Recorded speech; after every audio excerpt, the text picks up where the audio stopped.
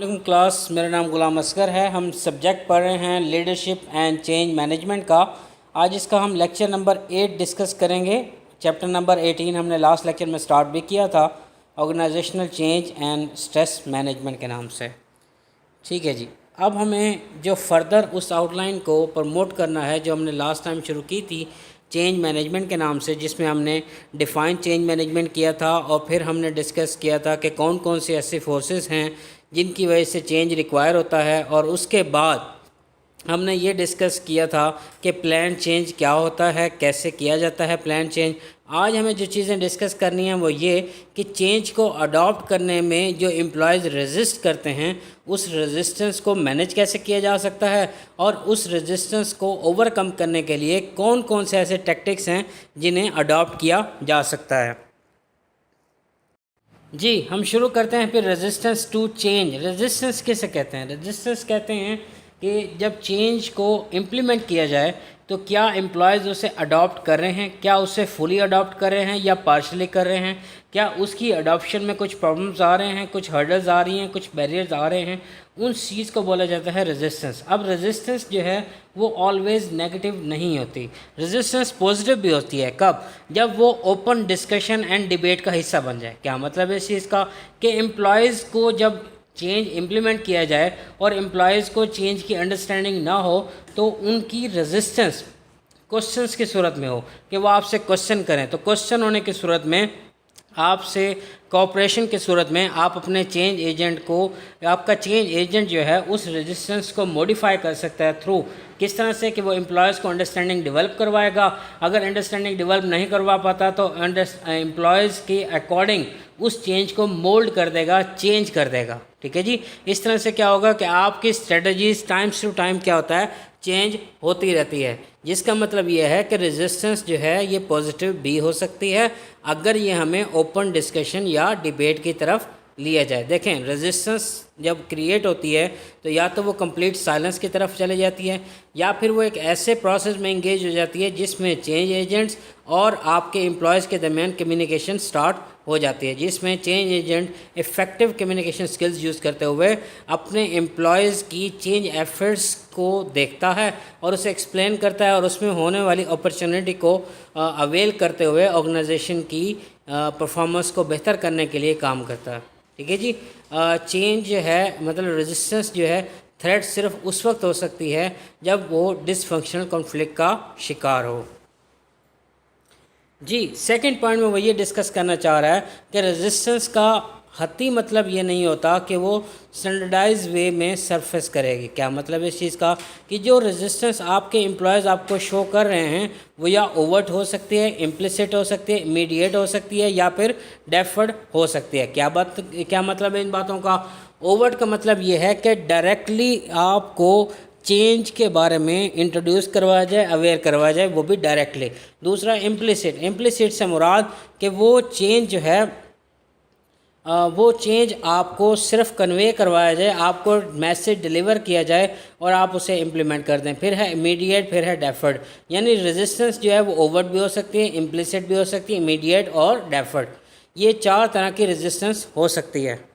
अब देखें, अगर रेजिस्टेंस आपकी ओवर्ट एंड इमीडिएट होगी तो आप उसको डील करना आसान होगा। कैसे भला? एम्प्लॉयज़ आकर कंप्लेंट करेंगे, वर्क करना छोड़ देंगे, कम कर देंगे या फिर स्ट्राइक की तरफ चले जाएंगे। ज़्यादा चैलेंज उस वक्त होता है जब ये रेजिस्टेंस इम्प्लिसिट या डेफर्ड की सूरत में आए। तब क्या होता है? तब आपका लॉयल्टी का लॉस हो सकता है, मोटिवेशन खो सकते हैं आप, एम्प्लॉयज़ आपके मोटिवेशन खो सकते हैं। ठीक है जी, एब्सेंटेज़म बढ़ जाती है, मिस्टेक्स होना ज़्यादा शुरू हो जाती हैं, बहुत डिफ़िकल्टी हो जाती है कि वो कर क्या रहे हैं। ठीक है जी, अब डेफर्ड एक्शन जो हैं ये बेसिकली लिंक को क्रिएट करते हैं between the change and reaction, और ये हफ्ते लगते हैं ऐसे रेजिस्टेंस को शो करने में, हफ्ते, मंथ्स, इवन साल भी लग जाता है। अब जब तक आपके सामने रेजिस्टेंस सरफेस करेगी ही नहीं तो आप उसको कैसे इम्प्लीमेंट कर सकते हैं चेंज को? क्लियर है जी सबको? अब इस स्लाइड में हमने ये बात डिस्कस की है कि आपका चेंज या तो चेंज के अगेंस्ट जो रेजिस्टेंस है या तो वो ओवर्ट हो सकती है, इम्प्लिसिट हो सकती है, इमीडिएट हो सकती है, डेफर्ड हो सकती है। जिसमें हमने ये कहा अगर चेंज ओवर्ट हो और इमीडिएट हो तो सबसे बेस्ट है। क्या मतलब है इस बातों का कि फ़ौरन ही रेजिस्टेंस शुरू होगी in case of in the shape of complaints कि एम्प्लॉयज़ ने कंप्लेंट करना शुरू कर दी, वर्क स्लो डाउन हो गया, स्ट्राइक का थ्रेट दिया गया, तो ये क्या है कि रेजिस्टेंस को मैनेज करना आसान हो जाता है। अगर चेंज आपका डेफर्ड हो, जो कि आपको वीक के बाद, पूरे मंथ के बाद, पूरे साल के बाद रेजिस्टेंस शो होना शुरू हो, तो ऐसे रेजिस्टेंस को कंट्रोल करना, ओवरकम करना बहुत ही डिफ़िकल्ट हो जाता है। अब देखें ज़रा कौन कौन से ऐसे सोर्सेज हैं जिनसे रेजिस्टेंस क्रिएट होती है। ये दो तरह के हम डिस्कस करते हैं, इंडिविजुअल भी और ऑर्गेनाइजेशनल भी। सबसे पहले हम डिस्कस करेंगे ऑर्गेनाइजेशनल इंडिविजुअल का, कि इंडिविजुअली तौर पर कौन कौन से ऐसे सोर्सेज हैं जो चेंज को रेजिस्ट करते हैं। अब इंडिविजुअल कौन कौन से सोर्सेज हो सकते हैं वाला, habit, security, economic factor, fair of unknown, selective information processing. अब देखें किसी भी इंसान की अपनी पर्सनैलिटी होती है, हर इंसान की अपनी कोई ना कोई पर्सनैलिटी होती है। अब उसकी पर्सनैलिटी का उस चेंज के एक्सेप्टेंस पे बहुत बड़ा अमल दखल होता है। बेसिकली हम उस पर्सनैलिटी में से कुछ आदात ले रहे हैं, जिसमें से हैबिट है, सिक्योरिटी है, कुछ फैक्टर्स ले रहे हैं, इकोनॉमिक फैक्टर्स हैं, फेयर ऑफ अननोन है, सिलेक्टिव इंफॉर्मेशन प्रोसेसिंग है। हम वन बाय वन इन्हें डिस्कस करेंगे कि क्या होते हैं। अब देखें ज़रा, सबसे पहले है हैबिट। हैबिट्स वो कहते हैं जी किसी हर एम्प्लॉय की लाइफ जो है वो कम्प्लेक्सिटी का शिकार है, तो वो क्या करते हैं कि हर चेंज को वो प्रोग्राम्ड रिस्पॉन्स के ज़रिए डील करते हैं। प्रोग्राम रिस्पॉन्स से मुराद कि किसी भी किस्म की तब्दीली से डील करने का उसका रिस्पॉन्स बिहेवियर जो है वो पहले से प्री प्लान होता है। जब वो चेंज को कन्फ्रंट करते हैं तो वो क्या करते हैं जी, उसको रजिस्ट करना शुरू कर देते हैं अ कस्टम वे, यानी जैसा रिवायती तौर पर किया गया था। Fair of unknown, fair of unknown किसे कहते हैं जी, किसी अनसर्टेनिटी का ख़तरा। ठीक है जी, कोई सब्स्टिट्यूट आ जाता है, एम्बिग्यूटी, बेचैनी है, हमें नहीं पता कि क्या होने वाला है। फिर है सिक्योरिटी। सिक्योरिटी जिन लोगों के लिए बहुत ज़्यादा इम्पोर्टेंट होती है वो चेंज को रेजिस्ट करते हैं, क्योंकि चेंज थ्रेटन कर रहा होता है उनकी फीलिंग्स को, जिससे मुराद उनकी यानी कि सिक्योरिटी की फीलिंग्स को, कि वो अपने आप को सिक्योर फील कर। देखें जॉब है ना, आप जॉब कर रहे हैं, वहाँ पर जॉब वालों ने नई स्किल्ड अडॉप्ट की, नया मेथड ऑफ प्रोडक्शन लेकर आए। अब आपके ऊपर काफ़ी प्रेशर है कि क्या आप वो मेथड सीख पाएंगे, नहीं पाएंगे, तो आपकी जॉब सिक्योर होगी, नहीं होगी। ख़ासकर जब आपकी परफॉर्मेंस जो है वो अटैच्ड हो विद द प्रोडक्शन। अब देखें इकोनॉमिक फैक्टर्स। इकोनॉमिक फैक्टर्स से मुराद changes in the job task, जो हमने अभी डिस्कस किया कि किसी भी जॉब के टास्क को बदल दिया जाए, मतलब अगर मेथड ऑफ प्रोडक्शन ही बदल दिया जाए तो बहुत से इकोनॉमिक फेयर्स आ जाते हैं। लाइक आप अच्छा परफॉर्म नहीं कर सकते, आप पहले रूटीन वाइज सही परफॉर्म कर रहे थे, अब न्यू टास्क दिए गए हैं, स्टैंडर्ड्स नए हैं, अब आप अपनी प्रोडक्टिविटी को बढ़ा सकते हैं कि नहीं बढ़ा सकते। तो ये सारे क्वेश्चंस क्या करते हैं, आपके अंदर इकोनॉमिक फैक्टर्स को फेयर डालते हैं, जिससे आप रेजिस्ट करते हैं चेंज को। फिर है सिलेक्टिव इंफॉर्मेशन प्रोसेसिंग। इसका मतलब यह है कि इंडिविजुअल्स खुद को गिल्टी फील करते हैं between the selectively processing information in order to keep their perception intact. क्या मतलब है इस बात का कि एम्प्लॉयज़ सिर्फ उसी चीज़ को बिलीव करेंगे जिसे वो सुनना चाहते हों, या फिर वो बाकी सारी इंफॉर्मेशन को इग्नोर कर देंगे, और जो भी चैलेंजेस दुनिया ने डाले हैं, चैलेंजेस हैं, वो उनको रेजिस्ट करेंगे और सिर्फ उसी दुनिया में रहना पसंद करेंगे जो उन्होंने क्रिएट की हो। अब है जी ऑर्गेनाइजेशनल लेवल पर, मैंने आपको बताया था कि दो लेवल पर आपका रेजिस्टेंस जो है वो क्रिएट होती है। दो सोर्सेज हैं उसके, कुछ इंडिविजुअल सोर्सेज हैं और कुछ ऑर्गेनाइजेशनल सोर्सेज हैं। ऑर्गेनाइजेशनल सोर्सेज की अगर बात करें तो वो सिर्फ और सिर्फ स्ट्रक्चरल मेकअप होता है ऑर्गेनाइजेशन का। स्ट्रक्चर में मेकअप से मुराद कि कुछ अपर मैनेजमेंट में आते हैं, कुछ लोअर में आते हैं, कुछ मिडिल मैनेजमेंट में आते हैं। अब इन सब में डिसीजन मेकिंग इनका पार्ट होता है। तो अगर ये स्पीड में डिसीजन ले सकते हैं तो ज़्यादा चांसेस हैं कि वो गलत डिसीजन लें। क्लियर है जी। फिर उनके जो इफ़ेक्ट हैं उनकी कॉस्ट भी बढ़ सकती है। अब जितना ज़्यादा ट्रांसफॉर्मेशनल चेंज लेके आएंगे उतना ही ज़्यादा रिस्क उठाना पड़ेगा उसके कोलैप्स होने का। अगर वो कोलैप्स होता है तो चेंज एजेंट जिसको ये जिम्मेदारी दी गई है कि वो चेंज को इम्प्लीमेंट कर सके, वो अपनी इम्प्लीकेशंस नहीं डाल सकता, वो कंप्लीट इम्प्लीफाई नहीं कर सकता। अब स्ट्रक्चर के अंदर कौन कौन सी, सबसे पहले है स्ट्रक्चरल इनर्शिया। इनर्शिया कहते हैं पावर को।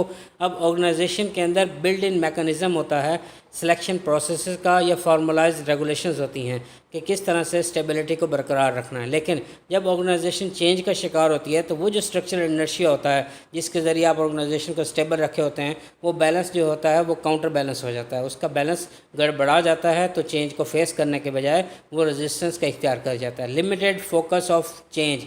लिमिटेड फोकस ऑफ चेंज से मुराद organisation consist of number of interdependent subsystem, one can't change without affecting the other. इसका मतलब ये है कि ऑर्गेनाइजेशन जो है ये एक सब सिस्टम के तौर पर काम कर रहा होता है, बहुत से सिस्टम्स आपस में मिलकर काम कर रहे होते हैं। अब एक सिस्टम में अगर चेंज आता है तो वो बाकी तमाम सिस्टम जो उससे कनेक्टेड हैं उनको इफ़ेक्ट करेंगे। लाइक अगर आपका परचेजिंग डिपार्टमेंट है तो आपके प्रोडक्शन डिपार्टमेंट को भी इफ़ेक्ट करेगा।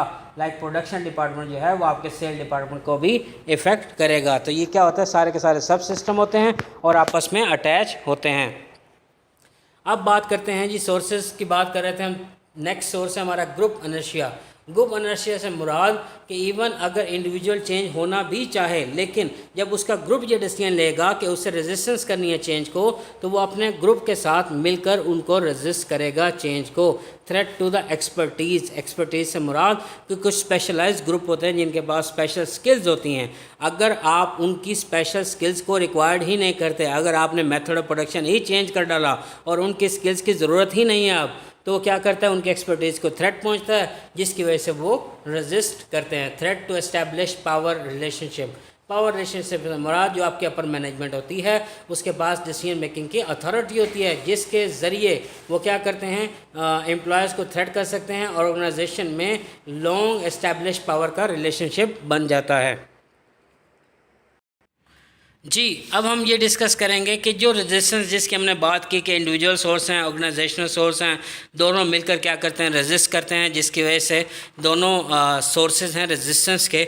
अब उस रेजिस्टेंस को ओवरकम कैसे किया जाए, उसके लिए टोटल 8 टैक्टिक्स बताई गई हैं। टैक्टिक्स आपको पता है उन मेथड्स को कहा जाता है जिन मेथड्स के ज़रिए आप रेजिस्टेंस को कंट्रोल करेंगे या फिर ओवरकम करेंगे। कौन कौन से हैं जी, पहले उनके नेम डिस्कस कर लेते हैं, फिर हम ब्रीफली इन्हें रिव्यू करते जाएंगे और फिर उसके साथ ही हमारा लेक्चर एंड हो जाएगा। सबसे पहले है जी एजुकेशन एंड कम्युनिकेशन, उसके बाद है पार्टिसिपेशन, फिर है building support and commitment, develop positive relationship, implementing changes fairly, manipulation and cooptation, selecting people who accept change, कुराइन। ठीक है जी, क्लियर है। ये 8 टैक्टिक्स हैं जो हम यूज़ करते हैं रेजिस्टेंस को ओवरकम करने के लिए। जी, सबसे पहले है एजुकेशन एंड कम्युनिकेशन। कम्युनिकेशन आपको पता है कि कम्युनिकेशन बहुत ही इंपॉर्टेंट फैक्टर है किसी भी ऑर्गेनाइजेशन की वर्क फ्लो को जारी रखने के लिए। अब कम्युनिकेशन क्या करना है आपको कि चेंज जो है, चेंज का जो रेजिस्टेंस है उसकी कोई लॉजिकल होना चाहिए। उसके 2 लेवल हैं। कौन कौन से, पहले लेवल में वो miss information and poor communication, जिसके ज़रिए एम्प्लॉय रिसीव ही नहीं कर पाता फुल फैक्ट्स और उसे समझ नहीं आती कि क्या चेंज लाया जा रहा है, और ताकि वो अपने रेजिस्टेंस को बढ़ा सके। देखें, अगर हम उन एम्प्लॉयज़ को ये कन्वे कर दें कि चेंज क्या लाया जा रहा है और इसका आपके ऊपर कितना इफ़ेक्ट होगा, तो हो सकता है कि एम्प्लॉयज़ उससे रेजिस्ट करना बंद कर दें। Second, communication can not help to sell, can help to sell, यानी उनका कहने का मतलब ये है कि जैसा मर्जी चेंज हो, अगर उसकी पैकेजिंग अच्छी की जाए तो हो सकता है वो एम्प्लॉयज़ को सेल किया जा सके। एम्प्लॉय को सेल करने से मुराद कि एम्प्लॉयज़ उसे अडॉप्ट करेंगे, उसे एक्सेप्ट करेंगे, फिर उसको इम्प्लीमेंट करवाएंगे। जर्मन कंपनीज़ ने एक स्टडी की थी जिसमें उन्होंने कहा कि कंपनी ने कम्युनिकेट किया एम्प्लॉयज़ के साथ और स्टेक होल्डर्स को बताया कि वो क्या चेंज लाना चाहते हैं और इस चेंज से उन्हें क्या फ़ायदा होगा, और फिर उन शेयर होल्डर्स ने, उन स्टेक होल्डर्स ने, सॉरी शेयर होल्डर्स को नहीं, स्टेक होल्डर्स को बताया।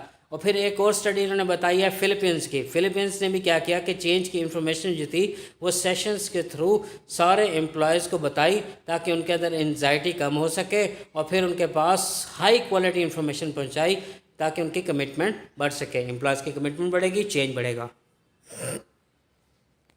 नेक्स्ट है जी पार्टिसिपेशन। पार्टिसिपेशन से मुराद कि वो कहते हैं कि अगर आप चेंज में ख़ुद पार्टिसिपेट कर रहे हैं तो आपकी रेजिस्टेंस जो है वो बहुत ही मिनिमम होगी। ठीक है जी।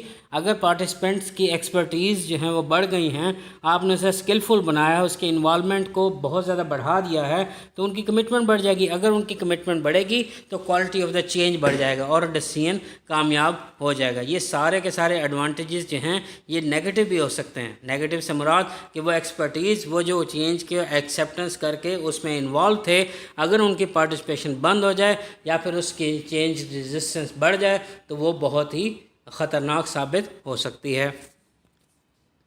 अब नेक्स्ट है बिल्डिंग सपोर्ट एंड कमिटमेंट। इसका मुराद ये है कि एम्प्लॉयज़ के अंदर एंजाइटी तब बढ़ जाती है, जब एंजाइटी बढ़ जाती है तो हम क्या करते हैं, उसे काउंसलिंग दिलवाते हैं, थेरेपी दिलवाते हैं, उनके अंदर स्किल ट्रेनिंग करवाते हैं, या फिर हम उन्हें शॉर्ट पेड लीव देते हैं कि हम उन्हें पे भी करेंगे और वो लीड पर चले जाएं।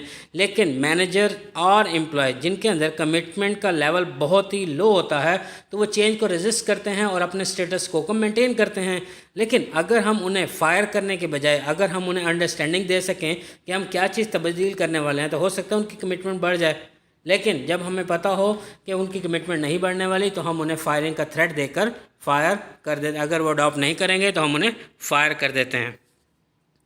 फिर है डेवलप पॉजिटिव रिलेशनशिप। वो कहते हैं कि लोग उस वक्त चेंज को एक्सेप्ट करेंगे जब वो आप पर ट्रस्ट करेंगे। तो इसीलिए जो मैनेजर्स जिन पर वो एम्प्लॉयज़ जो मैनेजर्स पर बिलीव रखते हैं या अपने सुपरवाइज़र पर बिलीव रखते हैं, तो जब उनका सुपरवाइज़र उनको कन्वे करता है कि हम ऑर्गेनाइजेशन में ये चेंज लाने वाले हैं और ये चेंज आपके लिए पॉजिटिव साबित होगा, तो क्या है कि एम्प्लॉयज़ उस पर बिलीव करते हैं। जब वो एम्प्लॉय उस पर बिलीव करते हैं तो वो चेंज को एक्सेप्ट भी करते हैं और उसे इम्प्लीमेंट भी करवाते हैं और उसमें किसी किस्म की कोई रेजिस्टेंस नहीं दिलवाते।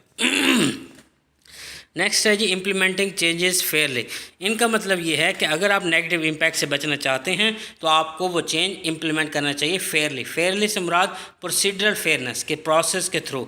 ऐसा नहीं होना चाहिए कि जैसे चेंज लेकर आए और उसकी नेगेटिव आउटकम आई और आपने बहुत से एम्प्लॉयज़ को जो है वो डाउन साइजिंग करना शुरू कर दी, निकालना शुरू कर दिया। नहीं, उस प्रोसेस का फेयर होना बहुत ज़रूरी है। अब है जी मैनिपुलेशन एंड कॉपटेशन मैनिपुलेशन। सबसे पहले मैनिपुलेशन से मुराद क्या है? मैनिपुलेशन में आप इन्फ्लुएंस यूज़ करते हुए, फैक्ट्स को ट्विस्ट करते हुए एम्प्लॉयज़ को अट्रैक्ट करते हैं, कुछ इन्फॉर्मेशन छुपा लेते हैं और फॉल्स रूमर्स फैला देते हैं ताकि एम्प्लॉयज़ क्या करें, चेंज को एक्सेप्ट कर लें। ये सारे के सारी मैनिपुलेशन के एग्जांपल हैं। लाइक अगर एक मैनेजमेंट थ्रेट करें एम्प्लॉयज़ को कि अगर उन्होंने चेंज को एक्सेप्ट नहीं किया तो वो क्या करेंगे, वो प्लांट को बंद कर देंगे। तो अगर वो प्लांट को बंद नहीं करते और उनका कोई ऐसा इरादा नहीं है तो वो जो थ्रेट होगा वो मैनिपुलेशन कहलाएगी। क्लियर है जी? कॉपटेशन मैनिपुलेशन किसे कहते हैं? कॉपटेशन मैनिपुलेशन में, कॉपटेशन मैनिपुलेशन से मुराद वो दोनों चीज़ों को कंबाइन कर लेती है, मैनिपुलेशन को भी और पार्टिसिपेशन को भी। पार्टिसिपेशन से मुराद कि वो एम्प्लॉयज़ को बाय करना शुरू कर देती है, कि उन्हें मुख्तलिफ इंसेंटिव्स ऑफ़र करती है ताकि वो क्या करें, उनकी या तो वो चेंज को एक्सेप्ट कर लें, अगर वो एक्सेप्ट नहीं करेंगे तो फिर उनको फ्री कर दिया जाएगा या उन्हें थ्रेट किया जाता है कि उन्हें कंपनी को छोड़ना पड़ेगा। नेक्स्ट है जी selecting people who accept change. इससे मुराद ये है कि आप एम्प्लॉयज़ की पर्सनैलिटी से वाकिफ़ होते हैं, तो आपको पता होता है कि कौन कौन सी पर्सनैलिटी जिनकी एक्सट्रोवर्ट है और वो एक्सेप्ट करेंगे चेंज को। ठीक है जी, वो एंथुसियास्टिक होते हैं, एक्सपीरियंस ओपन टू एक्सपीरियंस होते हैं, नई नई स्किल्स लेना चाहते हैं, एडवेंचरस होते हैं। तो आप उन ग्रुप को पहले सेलेक्ट कर लेते हैं ताकि वो आपके चेंज को एक्सेप्ट करें और फिर उसे इम्प्लीमेंट करने में आपकी हेल्प करें। ऐसी बहुत सी स्टडीज़ की गई हैं जिनमें आपका internal locus of control, internal work motivation वो पॉजिटिव एटीट्यूड्स को जन्म देती है, जिससे आपके ऑर्गेनाइजेशनल चेंज लाने के एफर्ट्स बढ़ जाती हैं। उसके बाद उन्होंने कहा कि वो तमाम इंडिविजुअल्स जिनकी मेंटल एबिलिटी बेटर है और वो लर्न कर सकते हैं तो वो चेंज को अडॉप्ट करते हैं। इसके अलावा उन्होंने बताया कि ये भी सबूत मिला है कि ऑर्गेनाइजेशन जो हैं वो चेंज को फैसिलिटेट कर सकती हैं, सेलेक्ट करके उन लोगों को जो चेंज को एक्सेप्ट कर सकें। ये हम बात पहले डिस्कस कर चुके हैं। उसके अलावा सिर्फ वो कहते हैं इंडिविजुअल को एक्सेप्ट मत करें, वो टीम को एक्सेप्ट करें। हमने पहले डिस्कस किया कि इंडिविजुअल्स के फोकस के, जब इंडिविजुअल्स में ग्रुप ओनरशिप हमने डिस्कस किया था, जिसमें हमने ये डिस्कस किया कि ग्रुप के अंदर जो एज अ ग्रुप डिसीजन लिया जाएगा, अगर सारे चेंज को रजिस्ट कर रहे होंगे तो वो जो इंडिविजुअल जो चेंज को रजिस्ट नहीं कर रहा था उससे कोई फ़र्क नहीं पड़ता, उसे ग्रुप ओनरशिप की बुनियाद पर चेंज को रजिस्ट करना पड़ेगा। तो इसमें हम इस टॉपिक में हम रजिस्ट ओवरकम करने में हम ये कह रहे हैं कि हमें उन लोगों को अलग कर देना चाहिए, ठीक है जी, ताकि हमारा चेंज को इम्प्लीमेंट करना आसान हो जाए। Next and the last one is Curran. Curran से मुराद होता है बाय फोर्स। बाय फोर्स से मुराद कि आप डायरेक्ट थ्रेट देते हैं रजिस्टर्स को या अपनी फोर्स यूज़ करते हैं। क्या भी अगर मैनेजमेंट ये कहते हैं कि अगर आपने चेंज को अडॉप्ट ना किया, नई रूल्स एंड रेगुलेशंस को ना मिला, ना अडॉप्ट किया, तो हम आपकी पे काट लेंगे, हम आपकी सैलरी बंद कर देंगे या फिर आपका प्लांट ही बंद कर देंगे, जिससे आप सारे के सारे क्या होंगे, अनएम्प्लॉयड हो जाएंगे। अगर आप उन्हें फायर नहीं कर सकते तो आप उन्हें ट्रांसफ़र का थ्रेट देते हैं, आप उन्हें प्रमोशंस को खोने का ट्रस्ट और थ्रेट देते हैं, या फिर उनके परफॉर्मेंस की वैल्यूएशन पुअर कर देंगे, या फिर उनको लेटर ऑफ रिकमेंडेशन नहीं लिख के देंगे। ये सारे के सारे एडवांटेजेस हैं या फिर ड्रॉबैक्स हैं किसके, कुरैन के। हाँ, ये मैनिपुलेशन एंड कोऑप्टेशन की तरह ही है। ठीक है जी, इस टॉपिक को अच्छे से सुने। कोई क्वेश्चन हो मुझसे ज़रूर पूछिएगा। Thank you so much. अल्लाह हाफिज़।